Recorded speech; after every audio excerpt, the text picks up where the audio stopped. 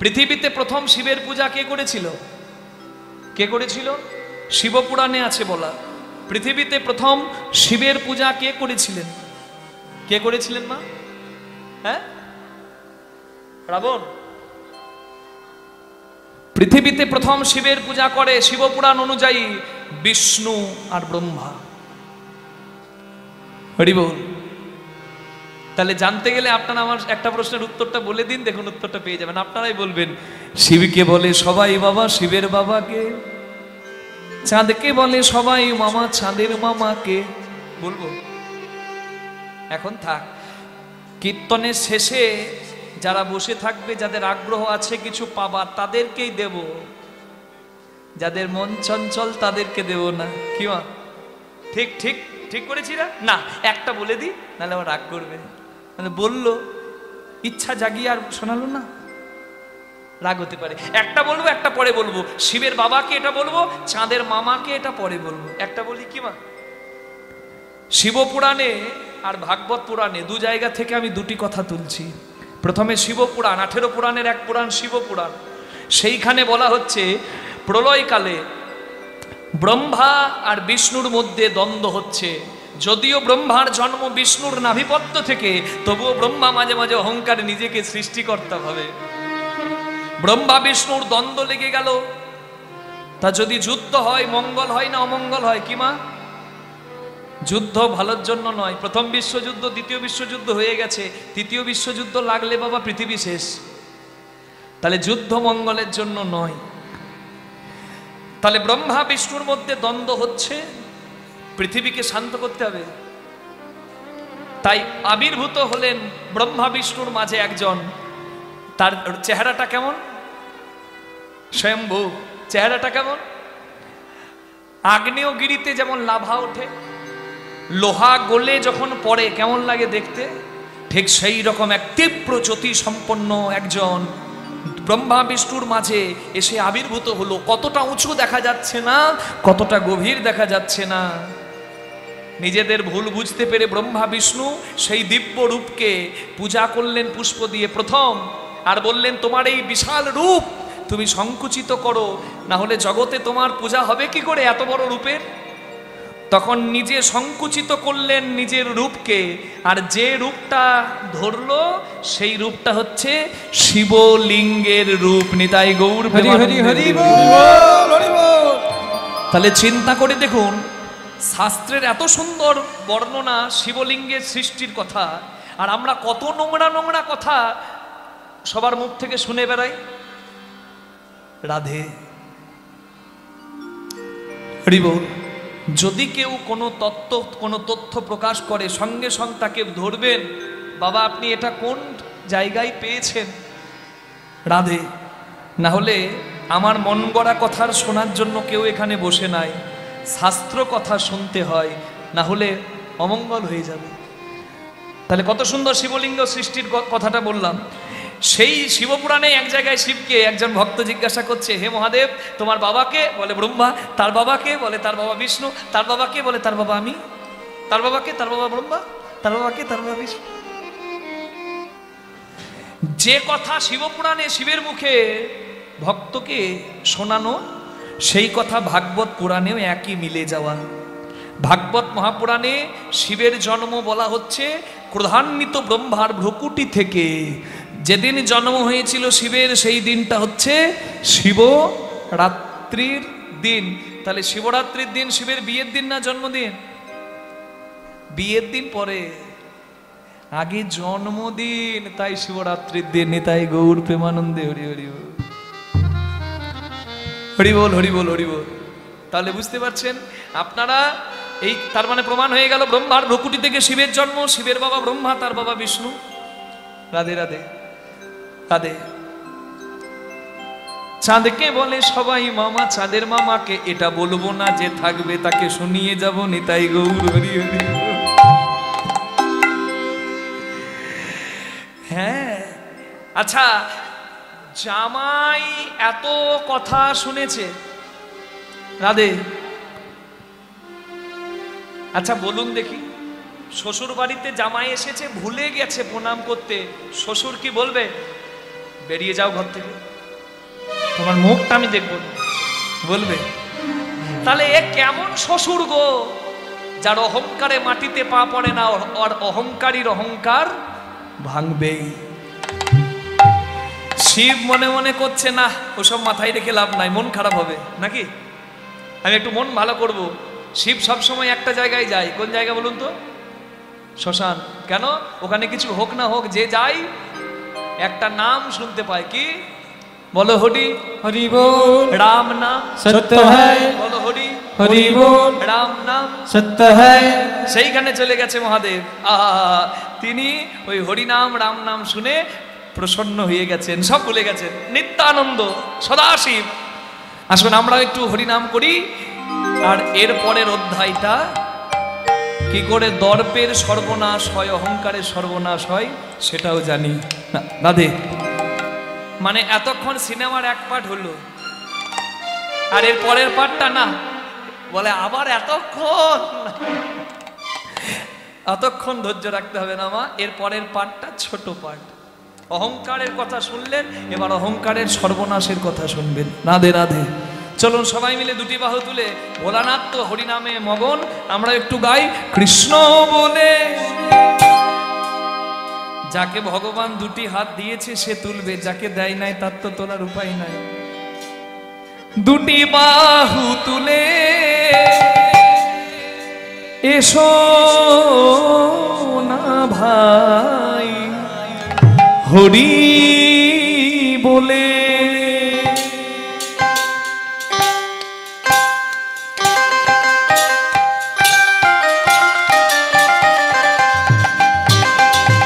হরি হরি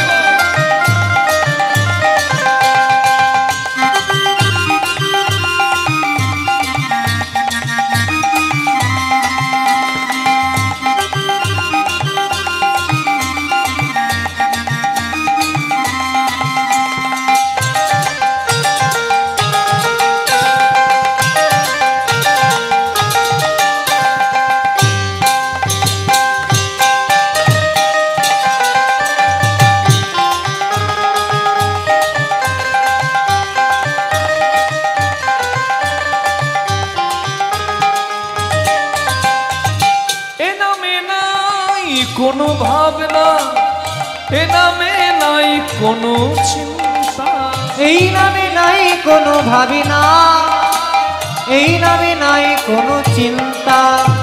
বদন ভরে এই নামে গাও, বদন ভরে এই নামে গাও। বলো না কৃষ্ণ কৃষ্ণ না, কৃষ্ণ বলে হরি বাহু তুলে এসো না ভাই হরি বলে। কৃষ্ণ বলে বাহু তুলে এসো না ভাই হরি বলে।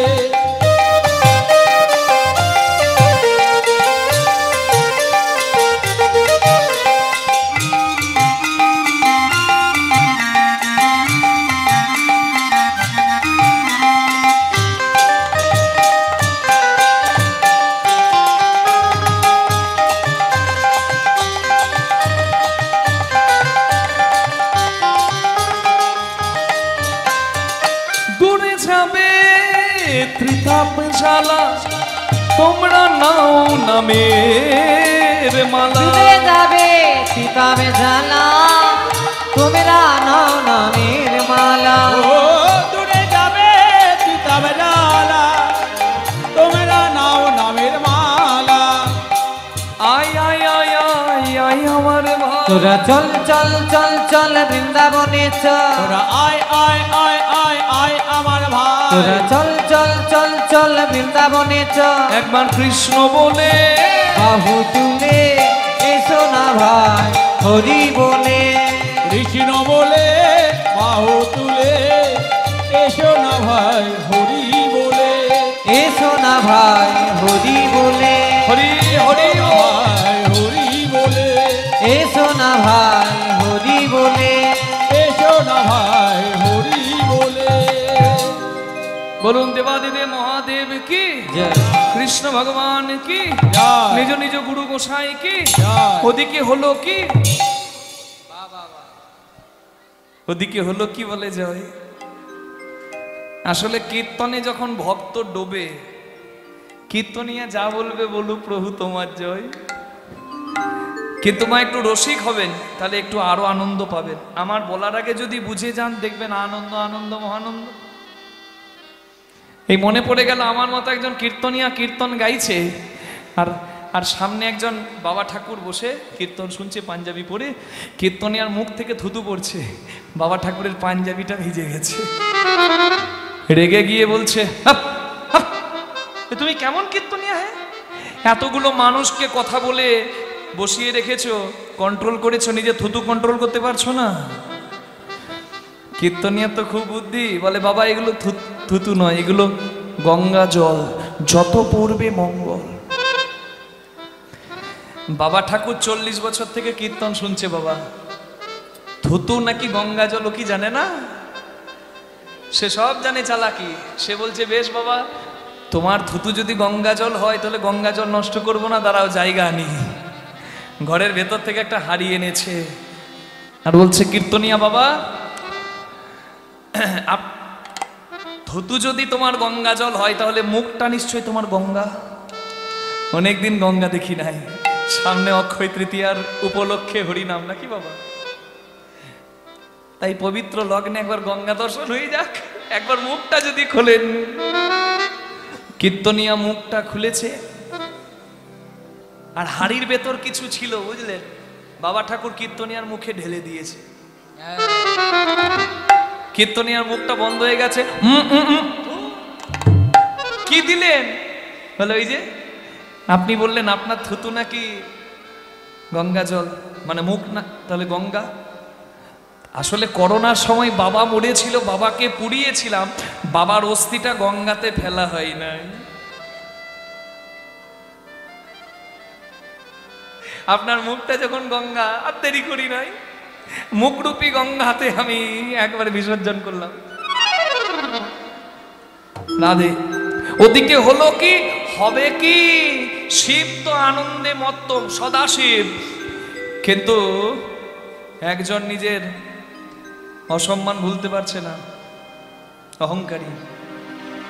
সাপ যেমন ফনা তুলে ফসফস করে, নিজের ঘরে খাওয়া ঘুম ছেড়ে দিয়ে শুধু প্রতিশোধের আগুনে ফনা তুলছে সাপের মতো।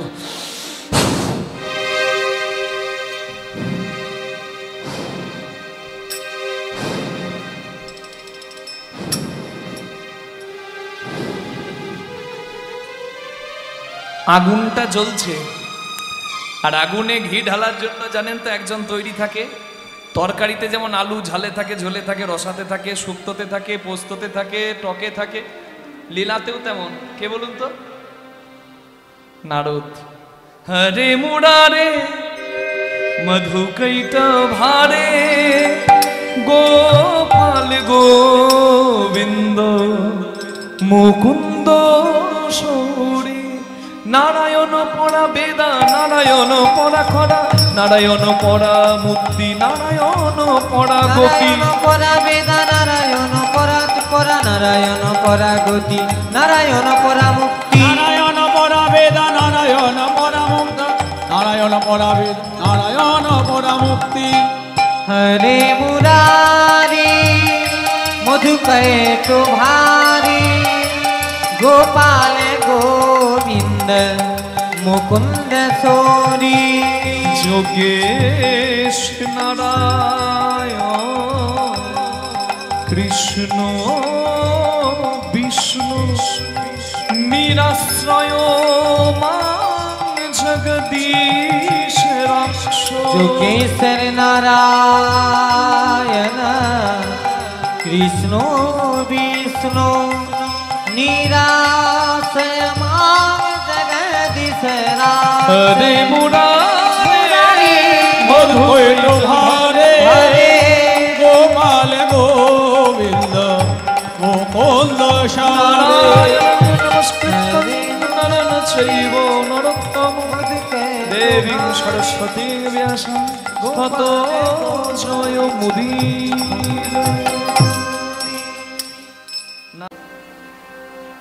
নারদ এসে বলে, মন খারাপ মনে হচ্ছে। দক্ষ রাজা বলে, মন খারাপ নয়, প্রতিশোধের আগুন। প্রতিশোধ? কিসের প্রতিশোধ? ভৃগুমুনির যজ্ঞে আমার সব জামাই উঠে দাঁড়ায়, নমস্কার করে, প্রণাম করে। কি আছে ওর? আমাকে অহংকার দেখায়, ভাঙর ভোলা শিব।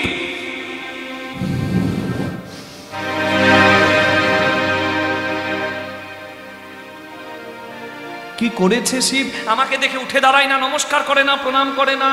নারদ মুনি ভাবে, বাবা রে, জামাই উঠে দাঁড়ায়নি বলে শ্বশুরের 440 ভোল্টেজ। এইরকম শ্বশুর বাপের কালে যেন কারোর ভাগ্যে না জোটে। নারদের কাজ তো জানেন, আগুনটা জ্বললে ঘি ঢেলে দেবে। নারদ বলছে, আপনার জামাই আপনাকে সম্মান দেয়নি, কোনো চিন্তা নাই, আপনি একটা যজ্ঞ করুন যার নাম দক্ষ যজ্ঞ, আর সেই যজ্ঞে সবাইকে ডাকুন, আপনার জামাইকে বাদ দিয়ে দিন, বাস হয়ে গেল, সমস্যা মিটে গেল। বাহ, এতক্ষণে কেউ আমাকে মনের মতো একটা কথা বলেছে। হ্যাঁ হ্যাঁ, আমি যজ্ঞ করব আর আর সবাইকে ডাকবো, কিন্তু ওই আমার ছোট জামাই ওই ভাঙর ভোলা শিব বাদ, ওর অহংকার আজকে আমি চূর্ণ করব। আরে আমাকে দেখে প্রণাম করবে না? আমি প্রজাপতি দক্ষ। তুমি ভেবেছ কি মনে এই ভুবনে তুমি যাহা করে গেলে? একটা কথা আপনারা বলেন মা, নিয়তি কে না বাধ্যতে, পাপ ছাড়ে না কারণ। লঘু পাপে গুরুদণ্ড মানায়। তুমি যাহা করে গেলে কেহ জানে না, করবে যেমন পাবে তেমন, বারে বারে আর আশা হবে না। রে মোনামা, বারে বারে আর আশা হবে না। রে মন আমার, বারে বারে আর আশা হবে না। রে মোনামা, বারে বারে আর আশা হবে না। ও ভাই, তুমি যাহা করে গেলে আসিয়া হেথায়, চিত্রগুপ্ত লিখিয়া রাখিলেন, বিচার করিবে সেই দেবতা। বিচার করিবে সে দেবতা। তার কাছে ফাঁকি চুকি কিছু চলে না। বারে বারে হরি আর হরি আশা বল। হবে না। রে মন আমার, বারে বারে আর আশা হবে না। ওরে মোনামা, বারে বারে আর আশা হবে না। রে মন আমার, বারে বারে আর আশা হবে না। নিমন্ত্রণ পত্র লিখলেন, বাবা নিমন্ত্রণ না করলে কেউ কারোর বাড়িতে আসবে না। সব জায়গায় নিমন্ত্রণ পত্র লিখেছে, কিন্তু শিবের কাছে পত্র নাই। হরি বল। নিমন্ত্রণ পত্রগুলো নারদের হাতে দিয়ে বলল, ত্রিভুবনে নিমন্ত্রণ করে এসো, শুধু ওই ভাঙর ভোলা শিব বাদ দিয়ে। শ্রীহরি শ্রীহরি বলি ছুটিতে লাগিল, ছুটিতে লাগিল। শিহরি শিহরি বলি ছুটিতে লাগিল, ছুটিতে লাগিল। ত্রিভুবনে গিয়ে পত্র, ত্রিভুবনে গিয়ে পত্র সবারে দেখালো, কত সবারে দেখালো, কত সবারে দেখালো, কত সবারে দেখালো, কত সবারে দেখালো, সবারে দেখালো।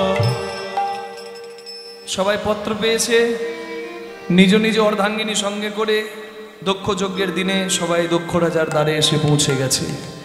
কিন্তু বাবা যে যজ্ঞ করছে সেই কথা কিচ্ছু জানে না মা সতী। মা সতী বসে ফুলের বাগানে ফুল তুলছে, ফুল তুলে বসে মালা গাচ্ছে। কেন? শিবের গলায় পরাবে বলে। রাধে। মায়েরা স্বামী সেবা করে। আমি বললে আবার অনেক মায়ের গায়ে ফোসকা পড়তে পারে, রাগ করবেন না তো? রাধে।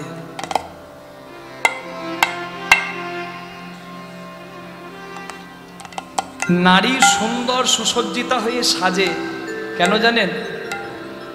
তার পতির যেন মানে ভালো লাগে। আর এখনকার নারীদের সাজ দেখেছেন? স্বামী নারীর কাছে আসবে, এইখানে কালি, এইখানে ধুলো, এইখানে এঠো, আর বিয়ে বাড়ি যাবে, জগৎ দেখবে, তখন সাজ দেখেছেন?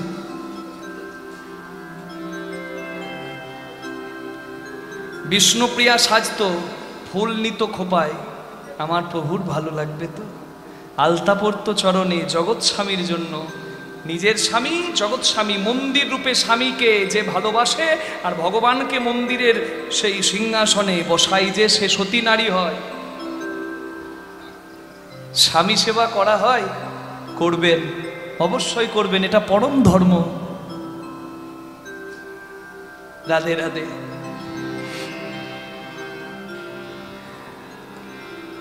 মহাদেবের ভালো লাগবে কিসে?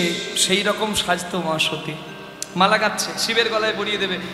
অনেক মায়েরা বলবে, বাবা আমরা তো সতী মায়ের মতো শিবের মতো স্বামী পাইনি নাকি? মা তো আবার বাবার বুকেও ওই কীর্তনের আসরে তো ওইটা বলছো না? একবার আমিও ঘরে গিয়ে দেখবো আমার স্বামী শিব নাকি। রাধে। হ্যাঁ, স্বামীর নাম ধরে ডাকছে গো, এই বাবান এসো, ডাকছে, এই বাবান এসো, দেখো আমার মা এসেছে, প্রণাম করো। স্বামীকে ডাকছে, বাবান এসো, কি কাণ্ড। রাধে রাধে। স্বামী বড় মর্যাদার, স্বামীকে সেবা করবেন, অবশ্যই করবেন। আর প্রত্যেকটা স্বামী নিজের স্ত্রীর মান যেন থাকে। যেমন মা বাবার শেষ জীবনে সন্তানের সেবা করাটা হচ্ছে ধর্ম, মানে মা বাবার সেবা করা সন্তানের হচ্ছে পরম ধর্ম। ঠিক তেমনি স্ত্রীর মান মর্যাদার যেন অক্ষুণ্ণ থাকে, সেটাও দেখা স্বামীর ধর্ম। ওই জন্য বাবা, পুরুষের জীবন বড় দায়িত্বের, বড় কর্তব্যের। বিশ্ব যদি চলে যায় কানতে কানতে, পুরুষ সংসারে থাকে কর্তব্য সাধিতে, তাহলে সংসার সুখের হয় কিসের গুণে মা? রমণীর গুণে। শুধু রমণীর গুণে নয়, নিষ্ঠাবান স্বামী যদি থাকে তার সনে। কৃষ্ণময় সংসার করুন। নারী তুলতে পারে, নারী আবার চাইলে ফেলতে পারে। রাত 12টার সময় উঠে স্বামী কোথায় যায় আর কেউ না জানো জগতে, তার একই বিছানায় শুয়ে থাকা স্ত্রী জানবে না? জানবে তো? আচ্ছা, স্ত্রী যদি হাতটা ধরে বলে কোথায় যাবে, আমি জানি না ভাবছ, আমি সব জানি, তুমি চুরি করছো গো, ছি ছি ছি, পেটে কি আগুন লেগেছে? তোমার হাত পা নাই, আমার হাত পা নাই, খেটে কিছু জোগাড় করতে পারবো না, শাক ভাত নুন ভাত যেটুকু পারবো, একটু শাক অন্ন খাবো, আমার পনির দরকার নাই, আমি তোমার কাছে শাড়ি গয়না চাই না, তুমি কেন করো পাপ? না না, তুমি সৎ পথে থাকো। এই কথাটা বলতে পারলে আমার মনে হয় একটা চোরের প্রবৃত্তিও ভালো হয়ে যাবে। কিন্তু একটা সত্যি কথা আপনারাও জানেন, আমরাও জানি, এই কথাটা বলার মতো নারী এখন সংসারে নাই বলাটা ভুল হবে, খুব হাতে গোনা। হ্যাঁ, এখনকার নারী চাইতে জানে। স্বামী খেটে ঘর আসছে, আচ্ছা কিচ্ছু নাই, মুখটা বেঁকিয়ে বসে আছে। স্বামী এসে বলছে, কি গো জল দেবে না? জল দাও। একদম কথা বলবে না আমার সঙ্গে, একদম কথা বলবে না। তো মাথা ঘুরে গেছে কর্তা, কি হয়েছে গো, কথা বলবে না? কি দিয়েছো তুমি আমাকে? পায়েলের মা গয়না কিনেছে, হয়ে গেল। পায়েলের মা গয়না কিনেছে, মেয়ের মুখ ভার। আরে স্বামীর সামর্থ্য থাকলে তো দেবে, নিশ্চয়ই দেবে। নিজের ভালো বোকাতে বোঝে কিছু, সংসারে নারী বোঝে না। তারা নারী নয়, আমি বলি আনাড়ি। সোনুরি হলে তোলে, আনাড়ি হলে একটা সংসার নয়, একটা না পুরুষ না একটা সংসারকে শেষ করে দিতে পারে। কি এত বাইনা? আধ বেলাতে স্বামী তাকে চুল উঠে যাচ্ছে। হ্যাঁ, একটা গান খুব সুন্দর আছে, করা যাবে?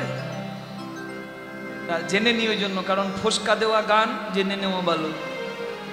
ও নারী একবার যদি স্বর্গে তোলে, পরে পাতালে পাঠায়। নারীর মন বোঝা বড় দায়, ও দাই গো নারী মন বোঝা বড় দায়, ও দাই গো নারী মন বোঝা বড় দায়।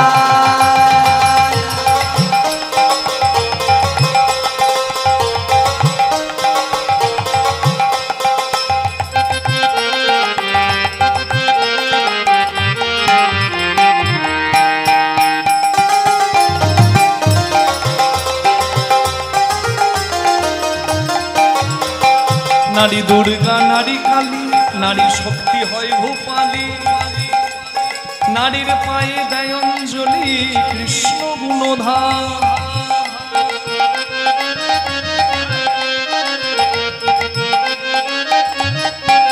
ও নারীর পদতলে আছে শুয়ে স্বয়ং ভোলা মহেশ্বর। নারীর মন বোঝা বড় দায়, ও দাই গো নারী মন বোঝা বড় দায়, দাই গো নারী মন বোঝা বড় দায়, ও দাই গো ওরে মো ওরে পা নারী মন বোঝা বড় দায়।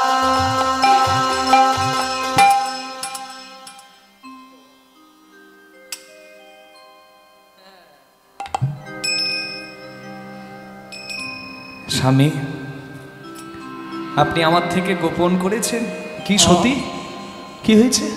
আমি কি গোপন করেছি? না, আমাকে লোকের মুখে শুনতে হলো যে আমার বাবা যজ্ঞ করছে, আমার স্বামী আমাকে জানায়নি। আপনি জানেন তো নাকি খবরটা, আমার বাবা আজকে দক্ষ যজ্ঞ করছে? শিব তো মিথ্যা কথা বলবে না, বলবে? শিব বলে হ্যাঁ জানি। হ্যাঁ জানেন, আর আমাকে বলেননি। আমি ব্যাগ গোছাবো কখন, সাজবো কখন, যাবো কখন, কত দেরি হয়ে গেল, সবাই চলে গেল, আপনি বলেননি কেন? সত্যি তোমার বাবা যজ্ঞ করছে আমি জানি, তবে তোমার বাবা আমাকে নেমন্তন্ন করেনি গো। কেন? আসলে ভৃগুমুনির যজ্ঞে তোমার বাবাকে দেখে বাকি সব জামাইরা, তোমরা তো 60 বোন, 59টা তোমার দিদির যারা স্বামী, তারা সবাই উঠে দাঁড়ালো। কশ্যপ মুনি, চন্দ্রদেব সবাই উঠে দাঁড়িয়েছে, আমিও তো তার জামাই। আসলে আমি অন্তরে তাকে প্রণাম করেছি, কিন্তু আমি ধ্যানস্থ ছিলাম বলে উঠে দাঁড়াতে পারিনি। তোমার বাবা ভেবে নিয়েছে আমি তোমার বাবার শত্রু, তাই যজ্ঞ করছে, আমাকে বাদ দিয়েছে যাতে আমি অপমানিত হই। কত সুন্দর বুঝিয়ে দিলেন মহাদেব। তার কোনো অভিমান নাই বাবা, সদাশিব। কিন্তু আমাদের কোনো সংসারে, এই আপনাদের এই বর্দাবারের এই গোবিন্দ চকের কোনো ছেলের যদি শ্বশুর বাড়িতে অপমান হয়, বলুন রাগটা কাকে দেখাবে? শ্বশুর বাড়িতে যদি জামাইয়ের অপমান হয়, রাগটা কাকে দেখাবে? গিয়ে স্ত্রীকে, বউকে। তোমার বাবার বাড়ি কোনো দিন যাবো না। এত বড় সাহস তোমার ভাইয়ের আমার দিকে বড় চোখ করে দেখায়। তোমার বাবার অহংকারে পা পড়ে না। তোমার বাবার বাড়ির দুয়ারে আমি কোনোদিন যাব না। তোমার বাবার বাড়ির দুয়ারে সরকার যেতে পারে, দুয়ারে আমি যাব না। বলতে পারে? কি বলতে পারে তো? কিন্তু মহাদেব কত সুন্দর করে বুঝিয়ে দিল, তোমার বাবা ভেবে নিয়েছে আমি শত্রু, তাই আমাকে ত্যাগ করেছে, আর তুমি আমার স্ত্রী, তাই তোমাকেও ত্যাগ করেছে। না না, আচ্ছা বিনা নিমন্ত্রণে যাওয়া যায় না? গুরু বাড়ি, হরিবাসর, হিতশীর বাড়ি বিনা নিমন্ত্রণেও যাওয়া যায়। সতী, বিনা নিমন্ত্রণে যাওয়া যায়, কিন্তু যদি ইচ্ছা করে বাদ দেয় তাহলে যেতে নাই। না না, আপনার অভিমান আছে, আমি বুঝতে পারছি। আপনি যাবেন না, আমাকে যেতে হবে। না, তুমি যাবে না, সেখানে আমার নিন্দা হবে, তুমি আমার অপমান সহ্য করতে পারবে না, তোমার অপমান হবে। সত্যি তুমি যাবে না? না স্বামী, আমাকে যে যেতে হবে। আমি বাবাকে গিয়ে বলবো না যে সবাইকে তুমি ডেকেছো, আমি কি দোষ করেছি? সতী দোহাই তোমার, তুমি যেও না সতী। না স্বামী, আমি যাব। নন্দী ভিড়িঙ্গিকে বাবা বলে, যা তোরা দেখ মায়ের যেন কোনো বিপদ না হয়ে যায়। মা গয়না পরেনি, মোটা সিঁথিতে সিঁদুর, চরণে আলতা, লাল পাড় সাদা শাড়ি, কোনো গয়না নাই, কোনো ভালো দামি বেনারসি নাই, তবুও মনে হচ্ছে মা কত কি সুন্দর, আহা কতই না সেজেছে। এত গয়না বেটি কোথায় পেলি, এত গয়না বেটি কোথায় পেলি, এত গয়না বেটি কোথায় পেলি, এত গয়না বেটি কোথায় পেলি গয়না। শৃঙ্গির ওপর ভিঙ্গি হয়ে, শৃঙ্গির ওপর ভিঙ্গি হয়ে, তুই বাপের বাড়ি চলে। এত গয়না বেটি কোথায় পেলি গয়না, বেটি কোথায় পেলি, এত গয়না বেটি কোথায় পেলি, এত গয়না। অবস্থা তোর আছে জানা,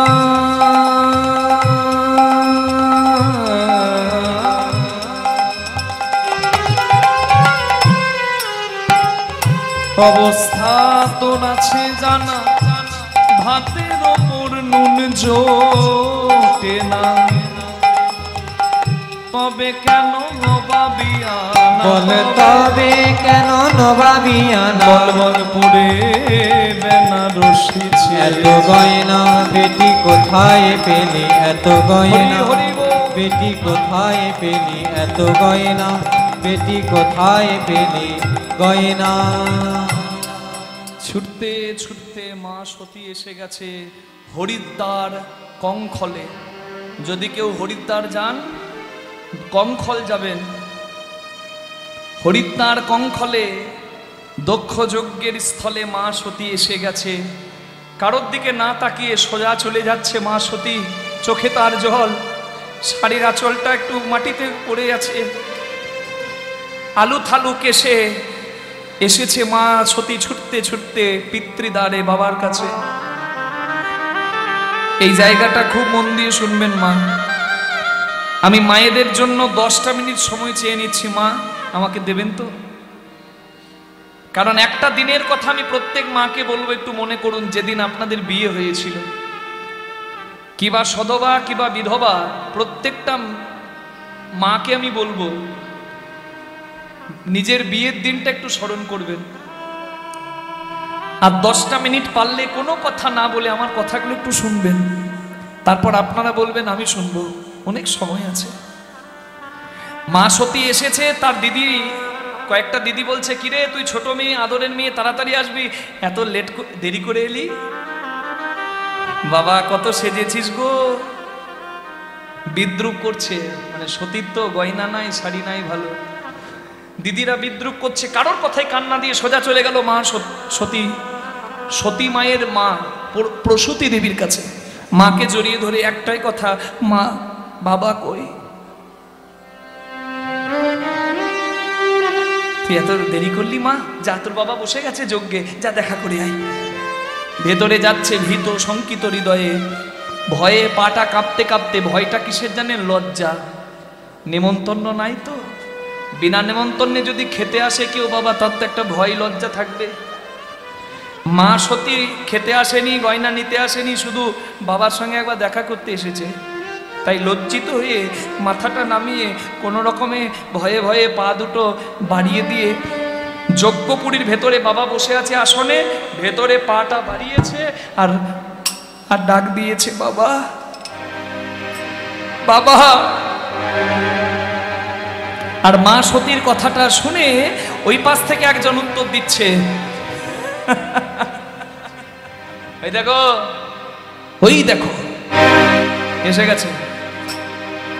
আসবে না? আসবে না তো কোথায় যাবে? আরে এখানে ভালো গয়না দেওয়া হচ্ছে, শাড়ি দেওয়া হচ্ছে, খাবার দেওয়া হচ্ছে। ও তো ভিখারির ঘর পড়ে, খেতে পাই না, পড়তে পাই না, সাজতে পাই না, নিমন্ত্রণ নাই, তবু নির্লজ্জের মতো মুখ দেখাতে এখানে এসেছে। যেমন তার উলঙ্গ স্বামী, তেমন তার স্ত্রী।